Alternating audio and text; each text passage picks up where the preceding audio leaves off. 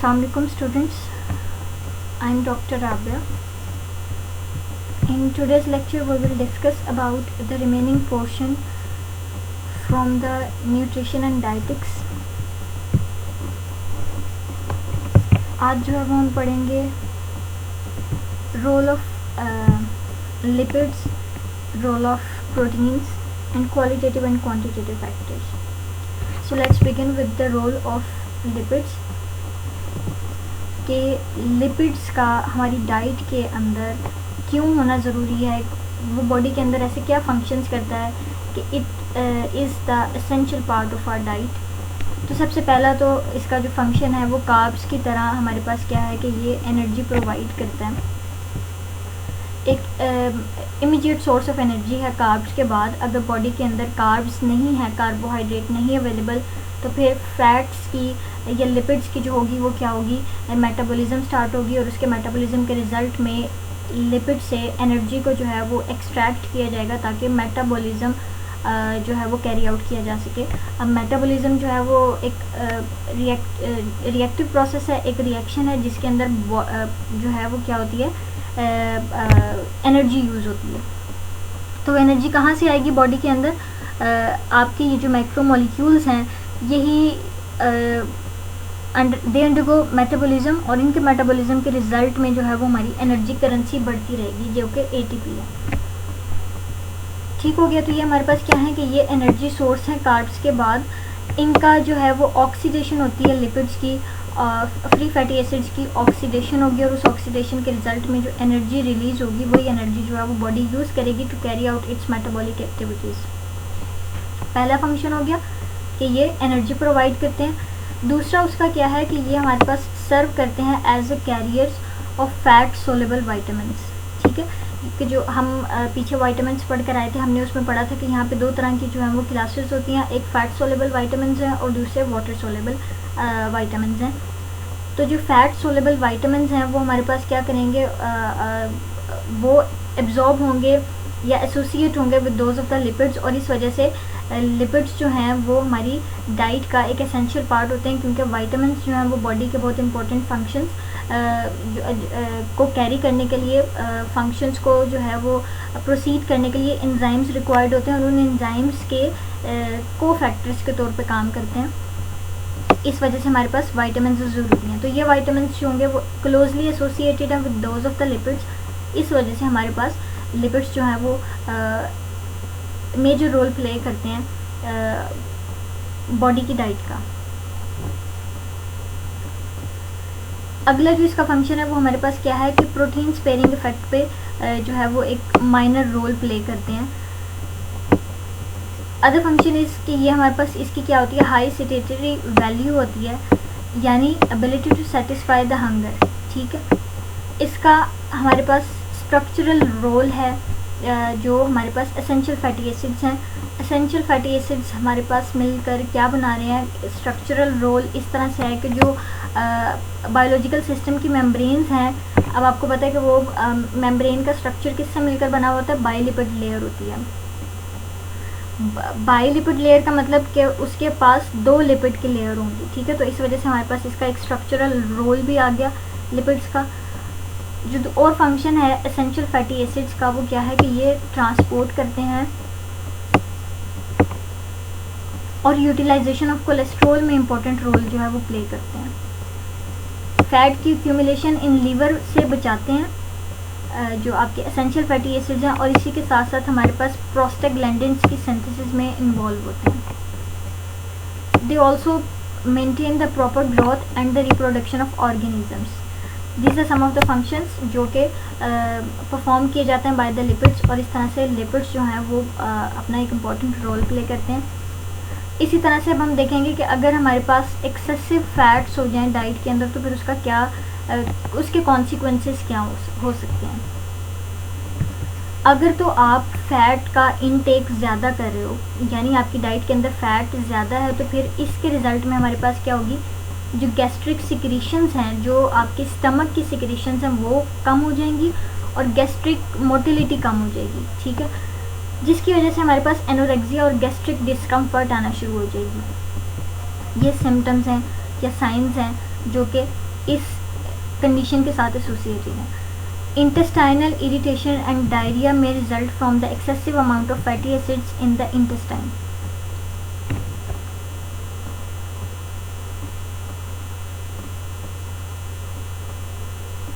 Gastric आपकी intestinal level ज़्यादा था तो उसकी वजह से हमारे पास गैस्ट्रिक सिक्रेशन और मोटिलिटी कम हो गई थी। इंटेस्टाइन के अंदर हमारे पास है तो इंटेस्टाइनल इरिटेशन आएगी और डायरिया आएगा।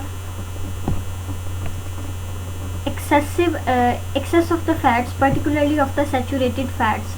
अब हमारे पास फैट्स जो होते हैं वो दो तरह के होते हैं, सैचुरेटेड फैटी एसिड्स या फिर unsaturated fatty acids. Saturated fatty acids हमारे पास वो वाले फैटी एसिड्स होते हैं जिनके पास डबल बॉन्ड नहीं होता, यानी दे आर फुली सैचुरेटेड। इनके अंदर सिर्फ जो बॉन्ड्स होंगे वो सारे के सारे सिंगल बॉन्ड्स होंगे, कोई डबल बॉन्ड नहीं होगा। These are the saturated fatty acids. तो जब सैचुरेटेड फैटी एसिड्स की क्वांटिटी डाइट के अंदर बढ़ जाएगी तो इसकी वजह से हमारे पास जो गैस्ट्रिक डाइजेशन है प्रोटीन्स की वो रिड्यूस हो जाएगी। रिड्यूस इस तरह से होती है कि हमारे पास जो फैट की डाइजेशन होती है वो आप लोगों को पता है कहाँ पे शुरू होती है, स्मॉल इंटेस्टाइन के पहले पार्ट ड्यूडेनम के अंदर हमारे पास मोस्टली फैट की डाइजेशन शुरू होती है।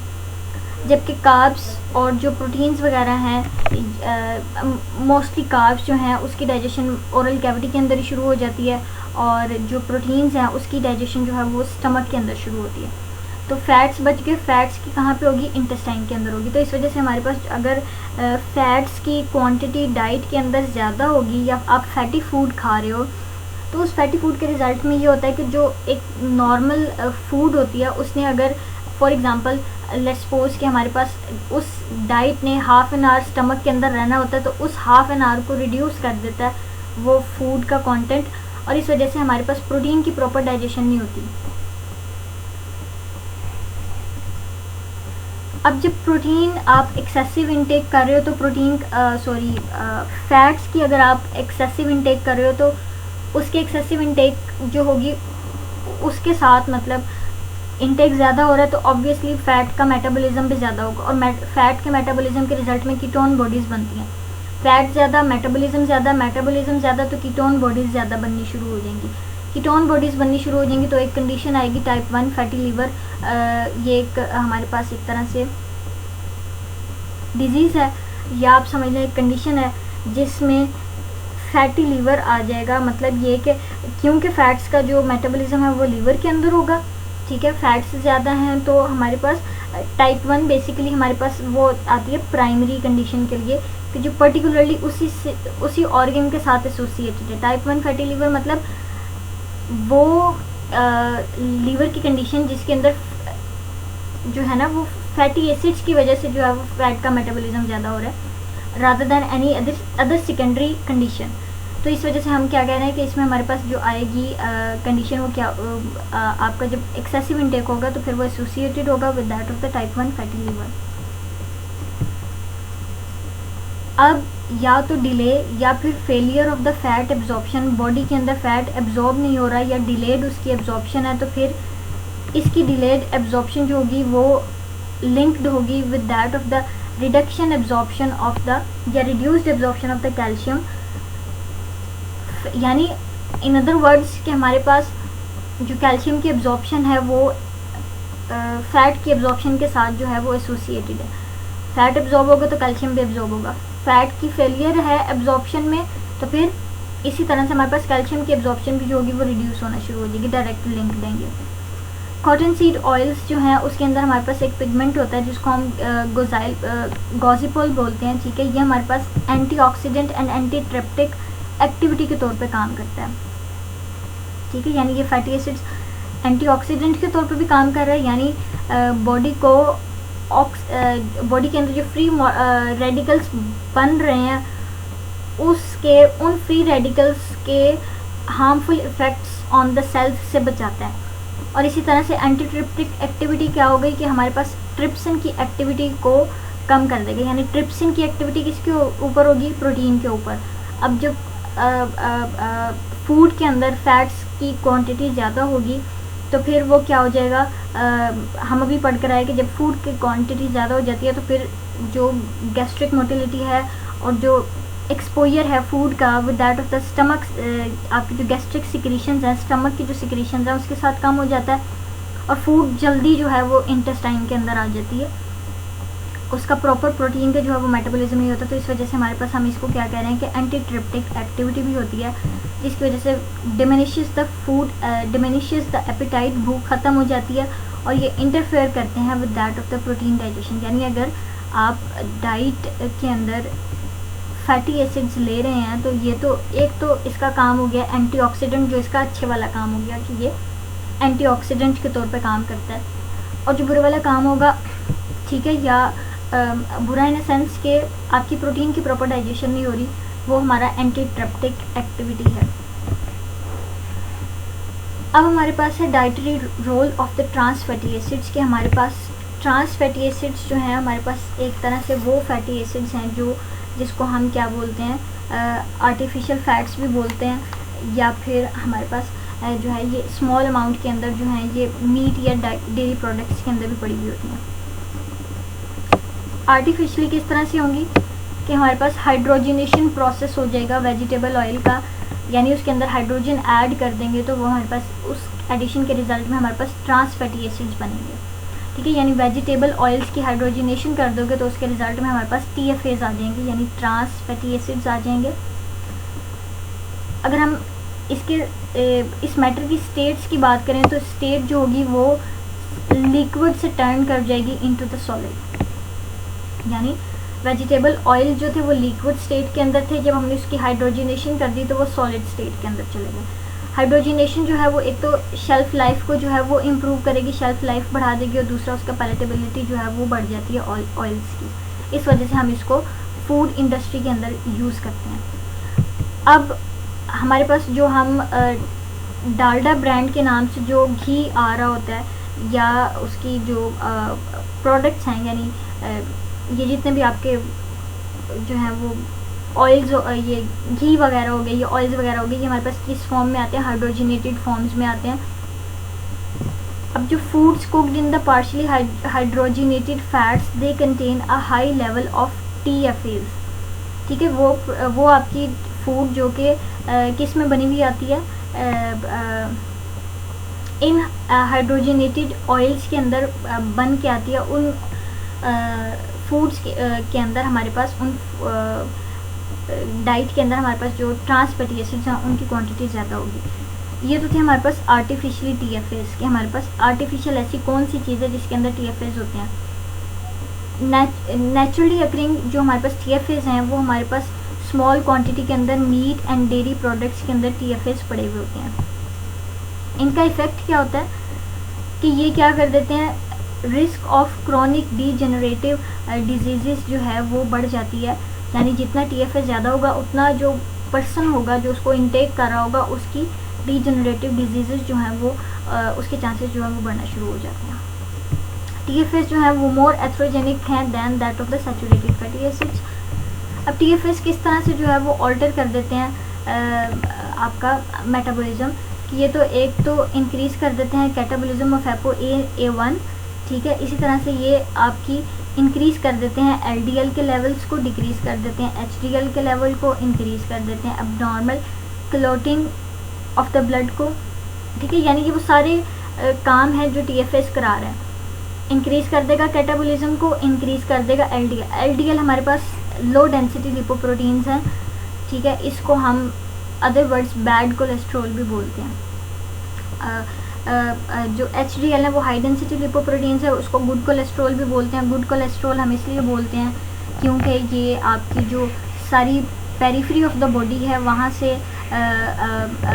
लिपिड्स को उठाएगा, ठीक है, और लीवर को पहुँचा देगा। जब वो पेरिफेरी के अंदर नहीं होंगे, उसको गुड इसलिए बोल रहे हैं ना कि वो अच्छा काम कर रहा है। पेरिफेरी के अंदर नहीं होंगे यानी ब्लड वेसल्स के अंदर नहीं होंगे तो आपकी ब्लड वेसल्स के अंदर क्लॉटिंग नहीं होगी और हार्ट डिजीज़ के चांसेस जो हो जाएंगे वो कम हो जाएंगे, या आपकी जितने भी वेस्कुलर डिजीज़ हैं उसके चांसेस कम हो जाएंगे। इस वजह से हम इसको गुड कोलेस्ट्रॉल बोलते हैं। आपकी क्लॉटिंग ऑफ द ब्लड जो है वो abnormal clotting of the blood के चांसेस इंक्रीज़ हो सकते हैं बाय यूजिंग द TFAs। इसके साथ साथ हमारे पास पॉजिटिव कोरिलेशन देखा गया है TFAs का with that of the diabetes type 2 and some of the cancers. यानी हमारे पास कुछ ऐसी रिसर्चेज आई थी जिन्होंने ये रिपोर्ट किया कि पॉजिटिव कोरिलेशन है, यानी ट्रांस फैटी एसिड जो हैं these might be associated with the diabetes type 2 and some of the cancers. ऐसी पॉपुलेशन के अंदर ट्रांस फैटी एसिड जो है वो एक हार्मफुल इफेक्ट जो है वो इंड्यूस कर सकता है। अच्छा जी, अब हम किस तरह से इसको जो है वो अवॉइड कर सकते हैं। आप सबसे पहले हाइड्रोजनेटेड जितनी भी प्रोडक्ट्स होंगी वेजिटेबल ऑयल्स की वो अवॉइड करें। उसको जो है वो ऑयल को अगर आपने यूज़ करना भी है तो उसको लॉन्ग टर्म के लिए प्रोलॉन्ग उसकी हीटिंग को अवॉइड करें, और अगर आपने एक दफ़ा उस ऑयल को यूज़ कर लिया तो दोबारा उस ऑयल को यूज़ नहीं करना। ठीक हो गया। नेक्स्ट जो है वो हमारे पास ऐसी डाइट को अवॉइड करना है जो कि प्रोसेस की जाती है इन सच आपकी ऑयल्स वगैरह, ठीक है, लाइक कुकीज़, चिप्स, केक्स और पैटीज़ वगैरह।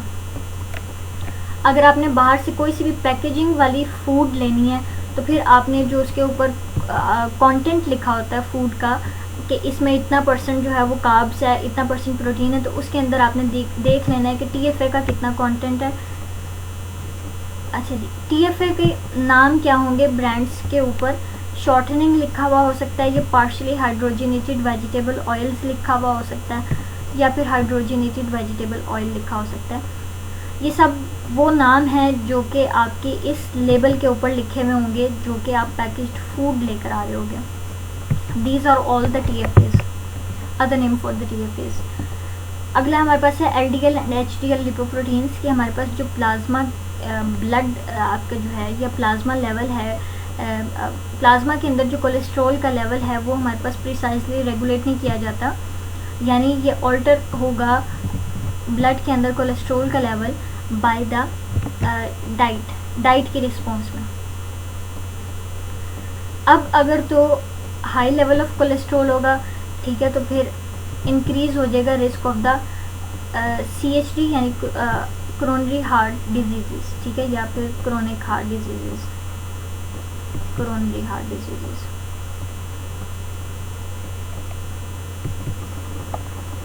अच्छा जी, यानी वो ये बता रहा है कि हमारे पास जैसे क्या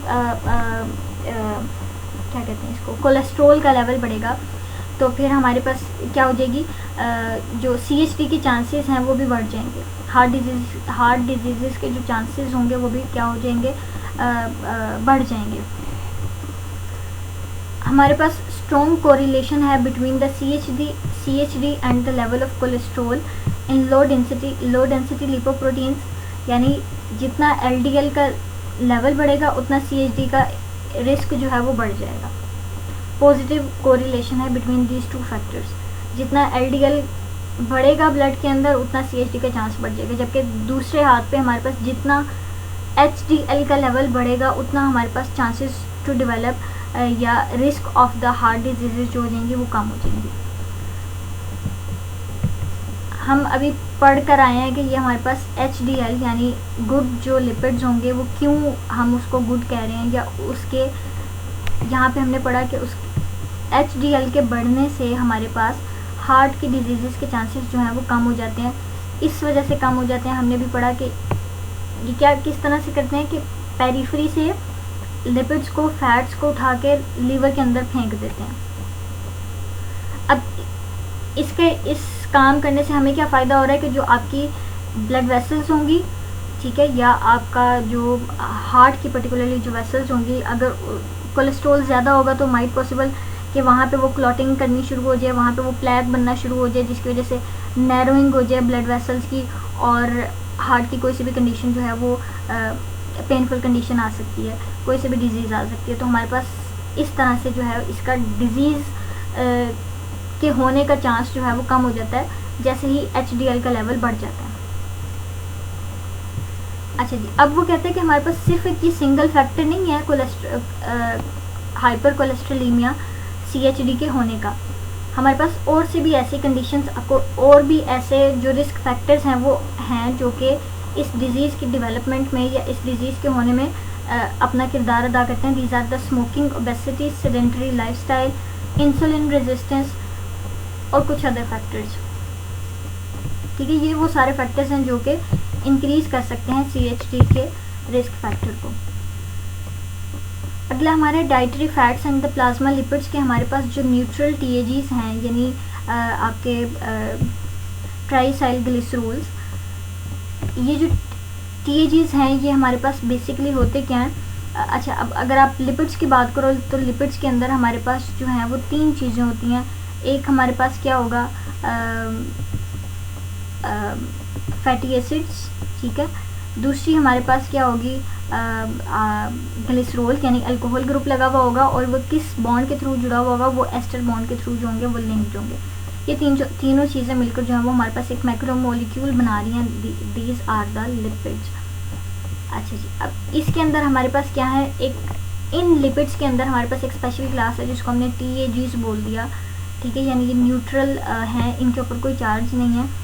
ये वो हैं जो आपकी quantitatively most important class of dietary fats है, यानी ये आपके quantitative aspect of the dietary fat को बताएंगे कि फैट के अंदर कितनी क्वांटिटी है, या क्वांटिटेटिव इफेक्ट ऑफ या quantitative factor of that lipid जो है वो रिप्रेजेंट करेंगे TAGs। अच्छा जी, अब वो कहते हैं कि हमारे पास इन्फ्लुएंस ऑफ आपके triacylglycerols on the body lipid is determined by the chemical nature of their constituent fatty acids. अभी हमने पढ़ा कि लिपिड्स के अंदर हमारे पास फैटी एसिड्स होते हैं, ठीक है। तो जो फैटी एसिड की केमिकल नेचर जो होगी वो डिटरमिन करेगी कि ब्लड के अंदर लिपिड्स का क्या इन्फ्लुएंस होगा। एब्सेंस और प्रेजेंस और the number of double bonds, यानी प्रेजेंट हो सकती है डबल बॉन्ड या फिर एब्सेंट हो सकते हैं डबल बॉन्ड, और अगर हैं तो कितने हैं डबल बॉन्ड, ये सब वो इसके साथ साथ हमारे पास सिस और ट्रांस जो उसकी कॉन्फ़िगरेशन है लिपिड्स की, अनसैचुरेटेड फैटी एसिड्स की, ये वो इंपॉर्टेंट स्ट्रक्चरल फीचर्स हैं जो कि ब्लड के लिपिड्स को इन्फ्लुएंस करते हैं। यानी ब्लड के अंदर अब सपोज करें कि 3 से 4 different types of the lipids फिर रहे हैं, उनमें से एक हमारे पास वो लिपिड होगा जो कि सैचुरेटेड होगा, एक वो होगा जो अनसैचुरेटेड होगा, यानी एक वो होगा जिसके पास डबल बॉन्ड होंगे, एक वो होगा जिसके पास डबल बॉन्ड नहीं होंगे।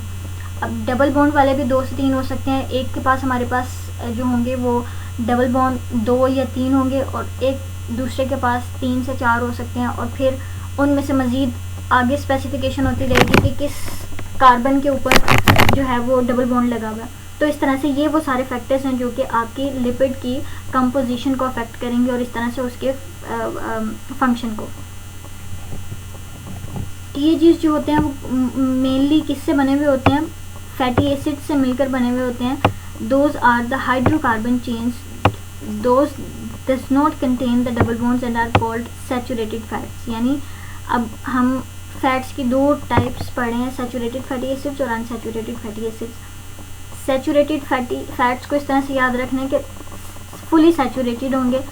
फुली सैचुरेटेड का मतलब कि उनके सारे बॉन्ड्स जो होंगे वो सिंगल बॉन्ड होंगे, कोई डबल बॉन्ड नहीं होगा। अच्छा जी, अब हमारे पास अगर ये सैचुरेटेड फैट्स जो हैं वो पॉजिटिवली एसोसिएटेड होते हैं, यानी जितना ज़्यादा सैचुरेटेड फैट आपकी डाइट के अंदर होगा उतना LDL बढ़ेगा। LDL बढ़ेगा तो chance of a disease, heart disease बढ़ेगा, ठीक है। अच्छा जी, उसके बाद सैचुरेटेड फैटी एसिड्स के जो सोर्सेज हैं वो हमारे पास डेयरी प्रोडक्ट्स आ जाती हैं या मीट की प्रोडक्ट्स आ जाती हैं, कुछ वेजिटेबल ऑयल्स आ जाते हैं सच एज कोकोनट ऑयल और द पाम ऑयल। जो न्यूट्रिशनिस्ट हैं वो हमारे पास कितनी लोअर लिमिट या कितने percentage of the saturated fats को डाइट के अंदर जो है वो रखने की जो है वो इजाज़त देते हैं। This is the less than 10% of total caloric intake, यानी एक डाइट के अंदर आप इतना कंटेंट जो है वो सैचुरेटेड फैटी एसिड्स का ले सकते हैं, ये सेफ जोन है। Mono unsaturated fats, mono unsaturated, अब अनसैचुरेटेड आ गया यानी ये फुली सैचुरेटेड नहीं होंगे, इसके अंदर क्या होंगे, डबल बॉन्ड्स होंगे। मोनो मीन्स 1, यानी ये वो फैटी एसिड्स होंगे जिनके अंदर डबल बॉन्ड की क्वांटिटी या जो डबल बॉन्ड होगा वो एक डबल बॉन्ड ज़रूर होगा, इसको हम मोनो अनसैचुरेटेड फैटी एसिड्स बोलेंगे। ये जो है वो मोस्टली डिराइव किए जाते हैं from the vegetables and the fish, ठीक है, यानी इसके सोर्सेज बता रहे हैं कि कौन कौन सी डाइट के अंदर ये पड़े हुए होंगे। जब आपके मोनोसैचुरेटेड जो होंगे when substituted for the saturated fatty acids in diet, they lowers both the total plasma cholesterol and NDL and maintain और इंक्रीज द एचडीएल। यानी जब आप डाइट के अंदर एक जो normal quantity saturated fatty acid है उसके साथ साथ जब आप अनसैचुरेटेड फैटी एसिड को या substitute for the saturated fatty acid, saturated fatty acid की जगह पे आपने मोनो अनसैचुरेटेड फैटी एसिड ले लिया, तो ये क्या करेगा, एक तो ब्लड के अंदर जो कोलेस्ट्रॉल है उसके लेवल को कम करेगा, एलडीएल के लेवल को कम करेगा, एचडीएल के लेवल को इंक्रीज करेगा और इस तरह से ये सीएचडी के इंसिडेंस को लो कर देगा, यानी chances to develop the heart disease कम कर देगा। उसके बाद उसने बताया कि हमारे पास ये जो आपकी मेडिटेरेनियन कल्चर्स हैं उसकी जब हमने डाइट को ऑब्जर्व किया जो कि रिच इन ऑलिव ऑयल है, तो हमें पता चला कि इस पॉपुलेशन के अंदर लो इंसिडेंस है सीएचडी का। तो इस वजह से हमारे पास जो न्यूट्रिशनिस्ट हैं वो मोनो अनसैचुरेटेड फैट्स को जो है वो कितना बताते हैं, 50% ऑफ टोटल फैट इनटेक, यानी आपने जितना फैट लेना है उसका 50% मोनो अनसैचुरेटेड होगा, तो वो हमारे पास एक अच्छी चीज़ है। अच्छी चीज़ इस तरह से है कि वो एलडीएल को कम कर रहा है, वो कोलेस्ट्रॉल को कम कर रहा है, एचडीएल को इंक्रीज़ कर रहा है और एट द एंड या फाइनल रिजल्ट उसका हार्ट के ऊपर क्या पड़ रहा है, पॉजिटिव पड़ रहा है, हार्ट की डिजीजेस नहीं हो रही, उसके चांसेस कम होंगे। Poly unsaturated fats, unsaturated mean double bond, poly means many. ठीक हो गया, तो इसको हम क्या बोलेंगे, पोली अनसैचुरेटेड बोलेंगे, PUFAs।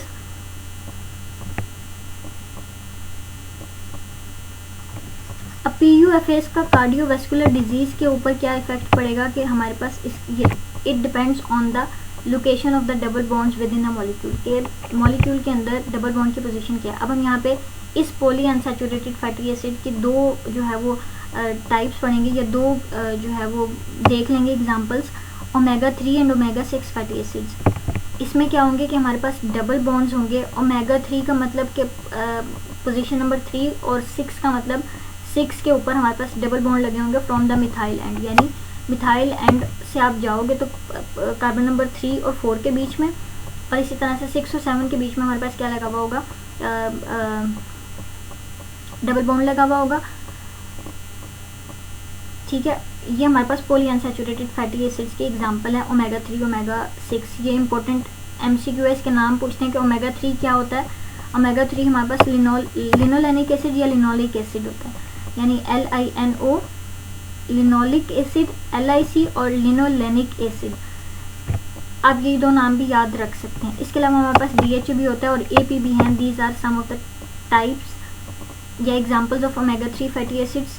इन सब के अंदर जो डबल बॉन्ड होगा वो 3rd पोजीशन पे होगा from the methyl and. Omega 6 fatty acid की जो टाइप है वो हमारे पास एराकिडोनिक एसिड है। ठीक है, ये दोनों जो है वो क्या करते हैं, रिड्यूस कर देते हैं सीरम कोलेस्ट्रॉल को और ट्राइसाइक्लिसरोल्स को। इस वजह से हमारे पास they decrease the tendency for the thrombosis, thrombus formation की टेंडेंसी को रिड्यूस कर देंगे, ब्लड प्रेशर को रिड्यूस कर देंगे और इस तरह से CHD के रिस्क को कम कर देंगे। इसके साथ साथ रीसेंट स्टडीज़ जो हैं वो हमें बताती हैं कि ओमेगा 3 का जो है वो इनटेक इन्फेंट्स के अंदर ब्रेन की जो डेवलपमेंट है उसको प्रमोट करता है। अब dietary intake of essential fatty acids कि हमारे पास जो न्यूट्रिशनिस्ट हैं वो बताते हैं, वो रिकमेंड करते हैं कि हमारे पास एटलीस्ट 30% जो है वो डाइटरी फैट होना चाहिए और उस डाइटरी फैट के अंदर 30% जो है वो PUFA होना चाहिए, यानी पॉली अनसैचुरेटेड फैटी एसिड्स होने चाहिए।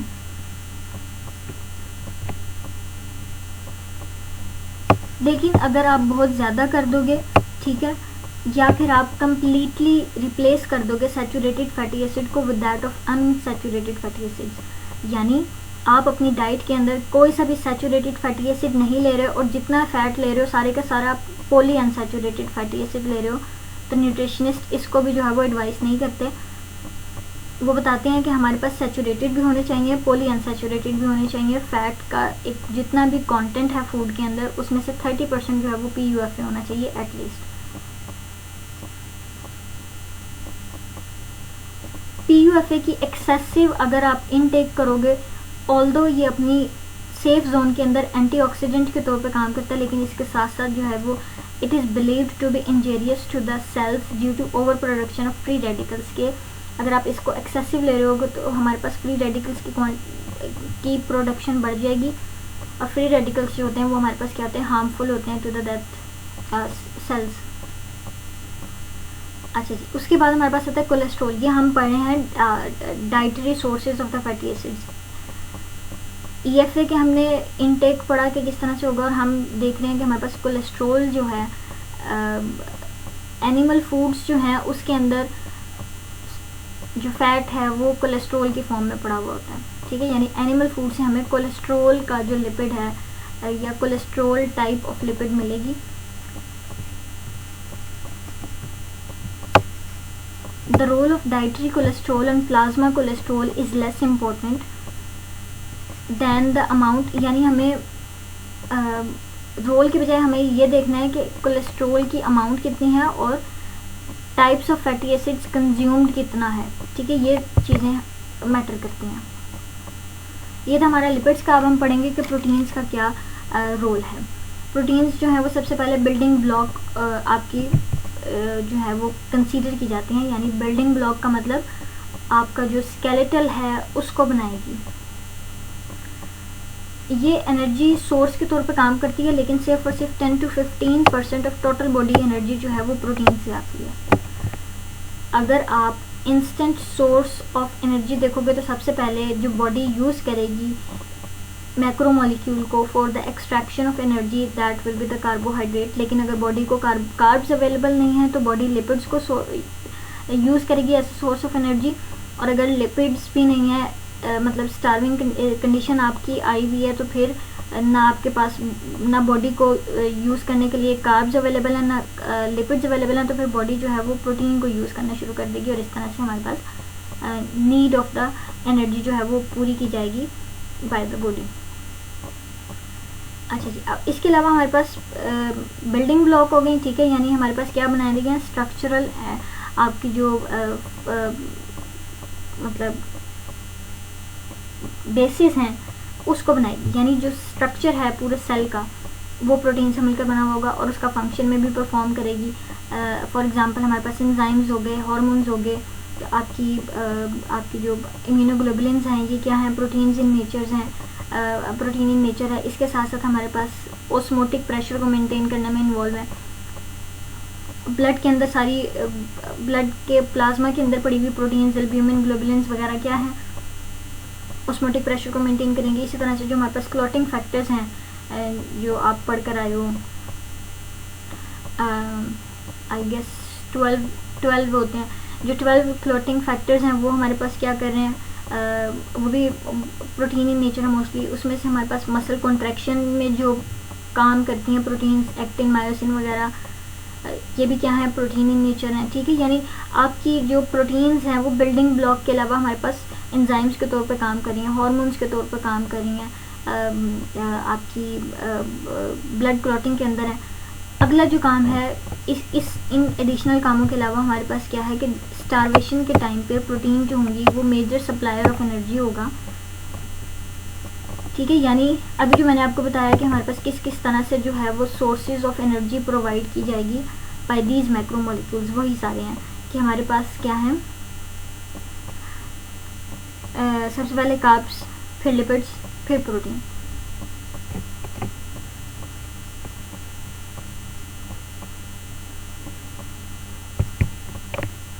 अगला हमारा है इससे रिलेटेड एक important topic that is nitrogen balance.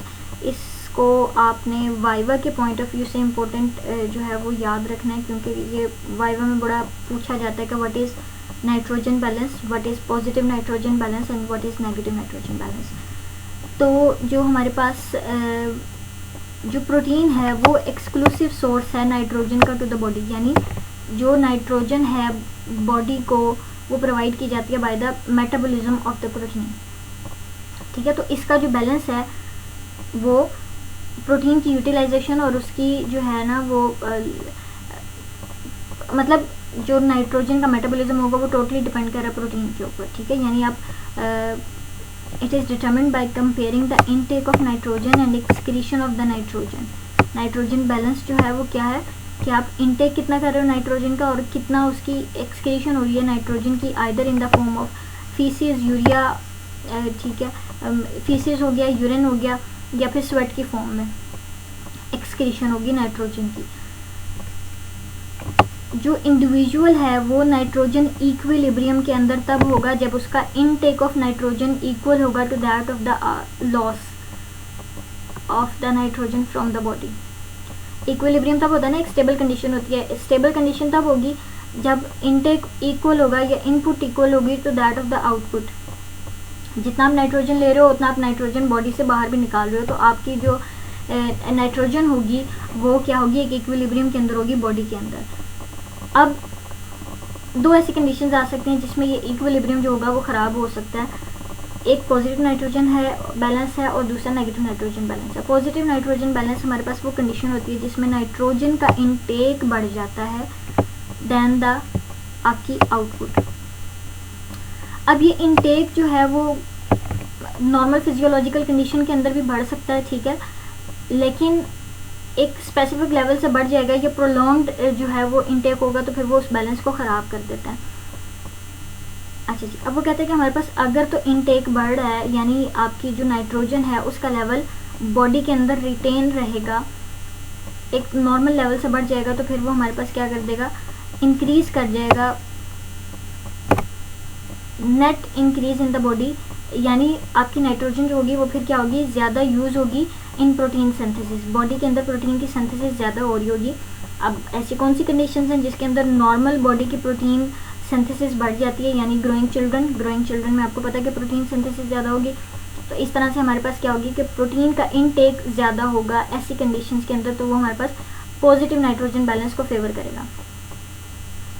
अब प्रेग्नेंट वुमेन के अंदर ज़्यादा होगी। इसी तरह से अगर कोई सीरियस इलनेस से रिकवरी के बाद आ रहे हैं, फॉर एग्जांपल कोई ज़ख़म लगा था, ठीक है, वहाँ पे आपको रिपेयरिंग हो रही है, तो उस रिपेयरिंग के टाइम पे क्या बनेगी, उसके अंदर टिश्यू रिपेयर हो रहा है तो प्रोटीन सिंथेसिस बढ़ेगी, ठीक है। प्रोटीन सिंथेसिस के लिए आपको नाइट्रोजन का इनटेक ज़्यादा चाहिए होगा और ये हमारे पास पॉजिटिव नाइट्रोजन बैलेंस की एक जो है ना वो टाइप आ गई या एक्सप्लेनेशन आ गई। नेगेटिव नाइट्रोजन बैलेंस हमारे पास वो स्टेट होती है जिसके अंदर नाइट्रोजन का जो आउटपुट है वो ज़्यादा होता है दैन दैट ऑफ इनपुट, यानी बॉडी से ज़्यादा बाहर जा रही है इनपुट की निस्बत, जितनी हम ले रहे हैं उससे ज़्यादा जा रही है।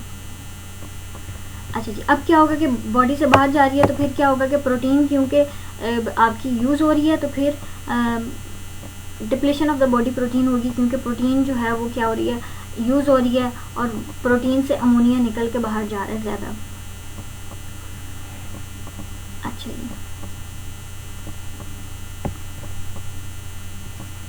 अगर ये प्रोलॉन्ग्ड होगा तो ये डेथ की तरफ भी लीड कर सकता है। इसी तरह से हमारे पास या तो ये कंडीशन हो सकती है कि नेगेटिव नाइट्रोजन बैलेंस की हमारे पास ये कंडीशन हो सकती है कि या तो आपकी प्रॉपर उसकी इनटेक नहीं हो रही, ठीक है, या फिर आपकी टिश्यू की डिस्ट्रक्शन हो रही है या बॉडी के अंदर कोई सही लड़ाई हो रही है, ठीक है, सीरियस इलनेस है बॉडी के अंदर। ये वो कंडीशंस होंगी जिसके अंदर हमारे पास प्रोटीन जो होगी वो डिग्रेड की जाएगी और इस तरह से अमोनिया का जो है नाइट्रोजन की जो क्वांटिटी है either in form of urea ammonia, ठीक है, वो ज़्यादा बाहर जाएगा। इन सारी कंडीशंस के अंदर बॉडी जो है वो अपने आप को अडॉप्ट करती है और increases the breakdown of tissue proteins causing the loss of nitrogen from the body, ठीक है। बॉडी जो है ऐसी कंडीशंस के अंदर प्रोटीन का ब्रेकडाउन बढ़ा देती है और उसके रिजल्ट में हमारे पास लॉस ऑफ नाइट्रोजन होता है। अच्छा जी, इन एडिशनल फैक्टर्स के अलावा जो कि अभी ऊपर बताए गए हैं कि प्रेगनेंसी में, इंजरी में, सीरियस इलनेस में प्रोटीन का इंटेक बढ़ जाता है, उसके अलावा हमारे पास और दो फैक्टर्स हैं जो कि आपके प्रोटीन नॉर्मल जो नाइट्रोजन बैलेंस है उसको प्रमोट करेंगे, ठीक है, या उसको अफेक्ट करेंगे। हार्मोन्स हो गए और हमारे पास सीरियस डिजीज़ हो जाएंगी, कुछ ऐसी डिजीज़ हो जाएंगी जो कि आपके इस नाइट्रोजन के बैलेंस को चेंज कर सकते हैं। हार्मोन्स में हमारे पास ग्रोथ हार्मोन और इंसुलिन वो दो हार्मोन्स हैं जो कि पॉजिटिव नाइट्रोजन बैलेंस को जो है वो प्रमोट करेंगे, यानी ये क्या करेंगे, नाइट्रोजन के अपटेक को बढ़ाएंगे या नाइट्रोजन की यूज़ इन प्रोटीन सिंथेसिस बढ़ाएंगे, जबकि corticosteroid hormone negative nitrogen balance को, कॉर्टिकोस्टेरॉइड हार्मोन हमारे पास स्ट्रेस हार्मोन्स होते हैं। इसके साथ साथ हमारे पास कौन सी ऐसी डिजीजेस थी, कैंसर था और डायबिटीज़ हैं। ये वो दो कंडीशंस हैं जो कि नेगेटिव नाइट्रोजन बैलेंस को जो है वो प्रमोट करेंगे या उसको कॉज करेंगे। अब आप देखो कि ये दोनों वही कंडीशंस हैं जिसके अंदर जो है वो बॉडी जल्दी से वीक होना शुरू हो जाती है, यानी उसका स्केलेटल जो है वो कम होना शुरू हो जाता है कैंसर और डायबिटीज़ दोनों के अंदर। तो फिर ये हमारे पास नेगेटिव को करेंगे। अब हम देखेंगे कि हमारे पास ऐसे कौन से फैक्टर्स हैं जो कि हम जो है वो जब हमने प्रोटीन के न्यूट्रिशनल एस्पेक्ट को देखना होता है तो हम क्वालिटी ऑफ अ प्रोटीन के साथ साथ क्वांटिटी ऑफ प्रोटीन भी देखते हैं। क्वालिटी के अंदर हमने बायोलॉजिकल वैल्यू ऑफ प्रोटीन देखनी है, ठीक है, कि आप प्रोटीन का इंटेक कितना कर रहे हो, ये सारी चीज़ें देखेंगे। अमाइनो एसिड कंपोजिशन देखनी है डाइटरी प्रोटीन की, ये क्वालिटी ऑफ प्रोटीन के अंदर देखनी है। Balance of dietary amino acid, अभी हम सारे डिटेल से पढ़ेंगे तो आपको ये सब कुछ क्लियर होता जाएगा। Availability of amino acids from food and supplementary relationship of the amino acid, ये हम सारी बातें पढ़ेंगे in the quality of protein. तो सबसे पहले हम देख लेते हैं कि protein efficiency ratio. Protein efficiency ratio हमारे पास क्या है कि ये वो हमारे पास टेस्ट है जिसके अंदर हमने क्या देखना है कि आपने इसमें बेसिकली इसको हम डिफाइन इस तरह से कर सकते हैं कि हमने देखना क्या होता है कि हमारे पास कितना बॉडी के अंदर वेट गेन हो रहा है पर ग्राम प्रोटीन इंजेक्शन के बाद, ठीक है, यानी हमने कितने ग्राम ऑफ प्रोटीन को इंजेस्ट किया और उसकी इंजेक्शन के रिजल्ट में कितना हमारा वेट जो है वो गेन हुआ है, इसको हम PER बोलते हैं, ठीक है। इसके अंदर हमने क्या किया था कि हमने फीडिंग वीनिंग जो एल्बिनो रैट्स हैं उसके अंदर हमने ये एक्सपेरिमेंट किया था। एक टाइप ऑफ रैट ली हमने, उसको हमने 10% प्रोटीन डाइट के ऊपर रखा, उसके इंक्रीज इन वेट को हमने रिकॉर्ड किया for the period of 4 weeks. उसको हमने 4 वीक इस डाइट के ऊपर रखा और उसका इफेक्ट देखा कि 4 वीक्स के बाद उसका कितना जो है वो वेट गेन हुआ। तो जो PER है वो एग प्रोटीन के लिए 4.5 है, मिल्क के लिए 3.0 है और राइस प्रोटीन के लिए 2.2 है। बायोलॉजिकल वैल्यू हमारे पास परसेंटेज है एब्जॉर्ब नाइट्रोजन की डिवाइडेड बाय मतलब absorb nitrogen retained by the body, यानी आपकी कितनी नाइट्रोजन रिटेन हुई है डिवाइडेड बाय नाइट्रोजन कितनी एब्जॉर्ब हुई है मल्टीप्लाइड बाय 100। अच्छा जी, अब BV को हमने वैरायटी ऑफ वेज के साथ जो है वो हम जो है वो फाइंड आउट कर सकते हैं। इसमें हमने क्या किया कि पहला प्रोसीजर क्या देखा कि हमने वही उसी तरह से जो एल्बिनो रैट्स थे उनको लिया, एक्सपेरिमेंटल एनिमल को, उसको हमने पहले जो है वो 10 दिनों के लिए प्रोटीन फ्री डाइट के ऊपर रखा। उसके बाद हमने उसको जो है ना वो 10% प्रोटीन डाइट के ऊपर ले गए। 10 दिनों के बाद हम उसको 10% प्रोटीन डाइट के ऊपर ले गए और फिर हमने जो है वो यूरिन और फेसिस जो है वो हमने कलेक्ट किए और उसके अंदर हमने जो है वो नाइट्रोजन की क्वांटिटी देखी बोथ पीरियड के अंदर, यानी प्रोटीन फ्री डाइट के केस में यूरिन और फेसिस में से कितना नाइट्रोजन मिला हमें और 10% डाइट के केस में हमें कितना परसेंट मिला nitrogen. Nitrogen is estimated in diet, faces and urine samples.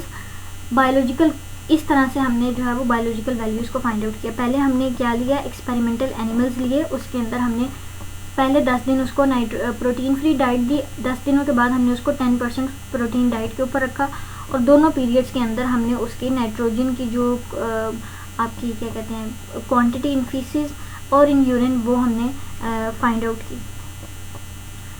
इस प्रोसीजर के थ्रू ये हमारे पास वो फार्मूला है जिसको हमने यूज़ किया कि nitrogen absorbed minus nitrogen lost in metabolism divided by nitrogen absorbed.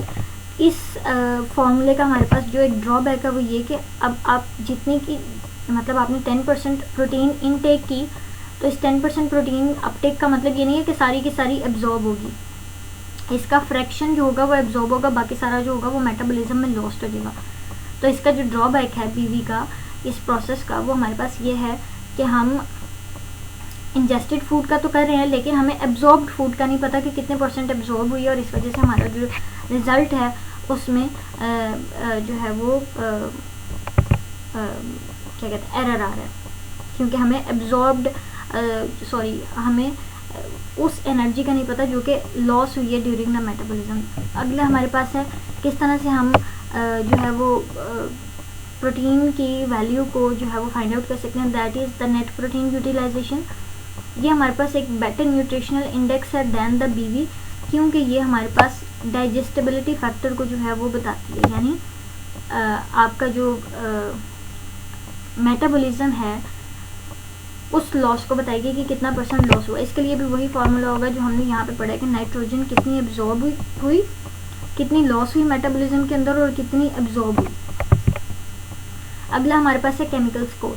Chemical score हमारे पास ये है कि हमने केमिकल एनालिसिस करना है प्रोटीन का, कि वो प्रोटीन कितने एसेंशियल अमाइनो एसिड्स, यानी एक स्पेसिफिक एसेंशियल अमाइनो एसिड को ले लेंगे, ठीक है, या उस प्रोटीन के अंदर हमारे पास कितने एसेंशियल अमाइनो एसिड्स हैं। सिर्फ और सिर्फ इसमें जो याद रखने वाली बात है कि वो ये है कि हमने क्या करना है, इसमें केमिकल एनालिसिस करना है, एक स्टैंडर्ड प्रोटीन ले लेनी है, उस स्टैंडर्ड प्रोटीन को कंपेयर करना है with that of protein of our concern, ठीक है, कि उस प्रोटीन के अंदर एसेंशियल अमाइनो एसिड्स कितने हैं, उसको हमने अपनी रेफरेंस प्रोटीन के साथ कंपेयर कर लेना है।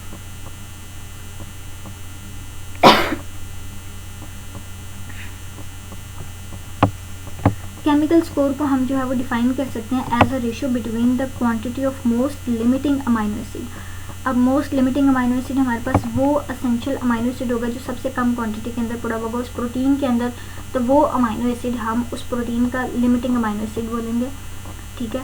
In test protein to quantify of the same amino acid in egg protein expressed as percentage, यानी एग प्रोटीन के अंदर हमने सेम अमाइनो एसिड को कंपेयर करना है with that of the limiting amino acid, limiting essential amino acid in the protein of our concern.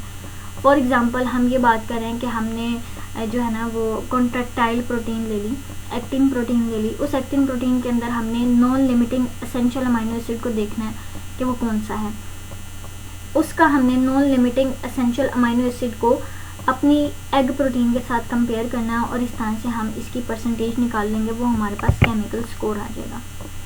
ये था हमारा पहला पॉइंट जो कि हमने पढ़ा क्वालिटी ऑफ फूड के अंदर। अब हम दूसरा पढ़ेंगे। हमने देखा था कि अमाइनो एसिड की कंपोजिशन क्या होनी चाहिए। अब हमें पता है कि हमारे पास अमाइनो एसिड दो तरह के होते हैं, essential amino acid, non essential amino acid, nutritionally होते हैं। Nutritionally non essential amino acids, ठीक है, यानी आपके nutritionally non essential amino acids वो होंगे जो बॉडी खुद सिंथेसाइज कर सकती है।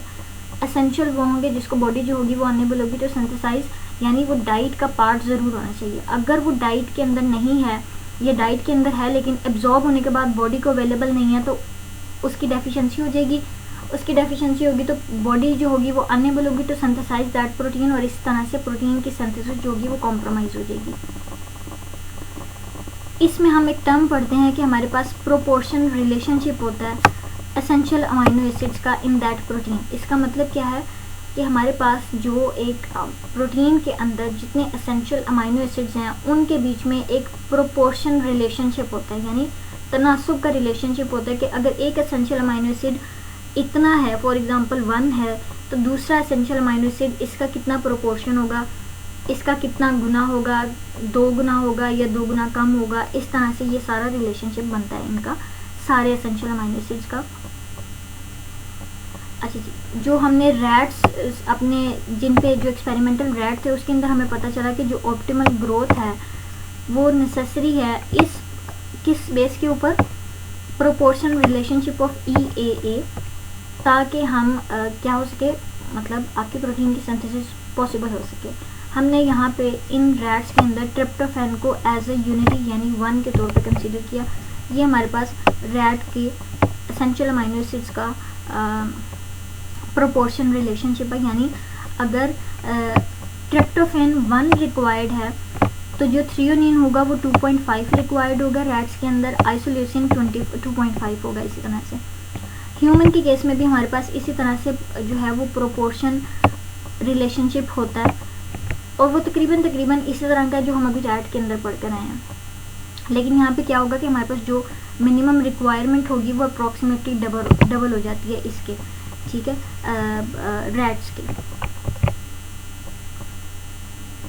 फिर इस तरह से हमें पता चला कि हमारे पास एक एडिक्वेट एक्सेस जो है वो from which this should provide an adequate access from which the cell can select the proper mixture for its specific protein synthesis.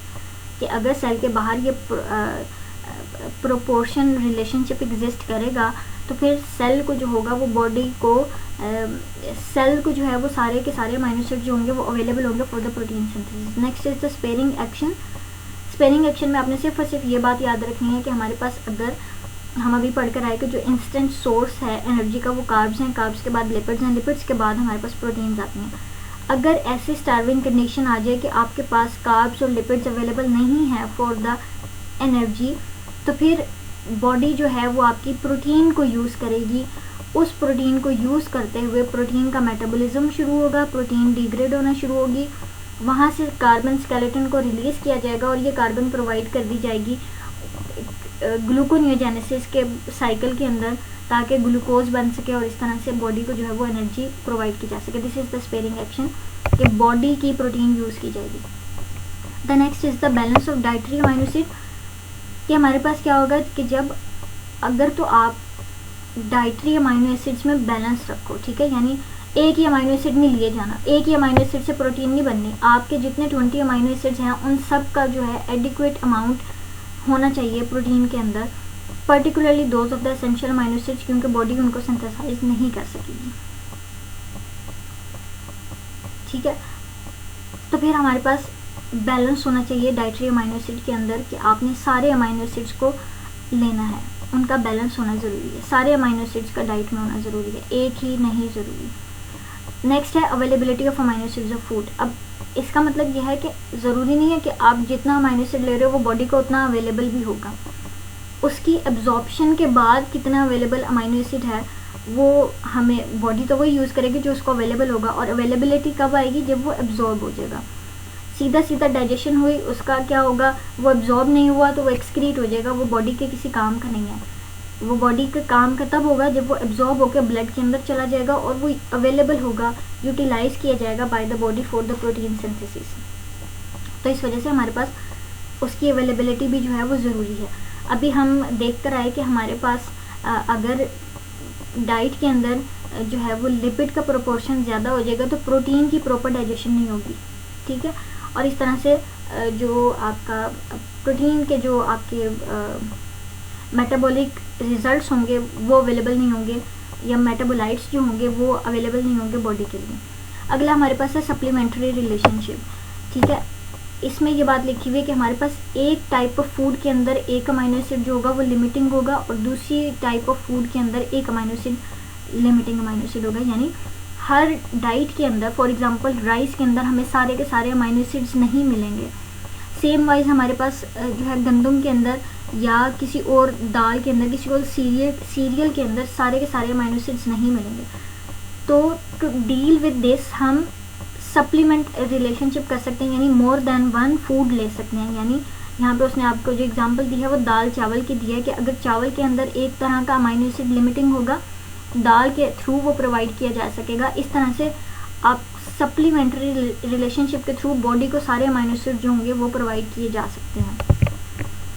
अगर आप सिर्फ एक ही डाइट पर होगे तो उसी डाइट के अंदर पड़े हुए अमीनो एसिड बॉडी को अवेलेबल होंगे, बाकी नहीं होंगे. अभी हमारे पास डाइटरी सोर्सेज. सीरियल्स के अंदर 6 to 12% होंगे, पल्सेस के अंदर 18 to 22%, मीट के अंदर ये परसेंटेज है. ठीक है, और इस तरह से हमारे पास ये डिफरेंट चीज़ें हैं जिसके अंदर प्रोटीन का जो परसेंटेज है वो दी हुई है. अब अगर आप देखो तो हमारे पास जो एनिमल प्रोटीन्स हैं वो जो है वो कंप्लीट प्रोटीन्स कहलाती हैं. ठीक है, या फिर हम उसको सुपीरियर रखते हैं than that of the vegetable proteins, यानी जो वेजिटेबल के अंदर प्रोटीन पड़ी होंगी उसकी निस्बत. यानी इन अदर और सिंपलर वर्ड्स के जो हमारे पास एनिमल प्रोटीन्स होती हैं वो अच्छी वाली प्रोटीन्स होती हैं, उसके अंदर सारी, उसको हम कंप्लीट प्रोटीन्स भी बोल सकते हैं. ये हमारे पास RD है, यानी रिकमेंडेड डेली अलाउंस, कि किस जेंडर को किस एज के अंदर कितनी प्रोटीन रिक्वायर्ड है. ये वो सारा टेबल है, ये आप लोगों ने याद करना है. ये RD है फॉर द प्रोटीन और ये RDA है for carbs, fats, amino acids and some minerals. ठीक है, ये आप लोगों को याद करना है। ये था हमारा आज का लेक्चर, यहाँ पे हमारा ये टॉपिक ख़त्म हो गया। आई होप आपको सब कुछ समझ आ गया होगा। जो बात नहीं समझ आएगी वो आप लोग मुझसे पूछ लीजिएगा। Thank you so much. अल्लाह हाफिज़।